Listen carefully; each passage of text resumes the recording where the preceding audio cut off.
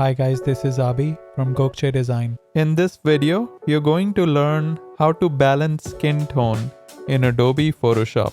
Let's start by activating the Quick Selection tool, then hit the plus brush in the options bar. Select the model's left arm, then bring in a curves adjustment layer. Bring the curves line up a bit to increase the brightness. Repeat these steps for the model's right arm, right shoulder, and parts of the back one at a time. Next, create a brand new layer and rename it to Heal.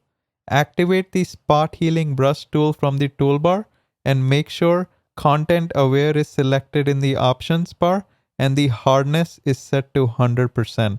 Slowly paint over the tan line on the model's back and feel free to make multiple passes. Now activate the Clone Stamp tool from the toolbar. Then hold the Alt or Option key to sample source pixels, then paint over any remaining artifacts from the spot healing step. Finally, let's look at the before and after images. Looks good to me. Make sure you like, subscribe, and turn on the notification bell. Until next time.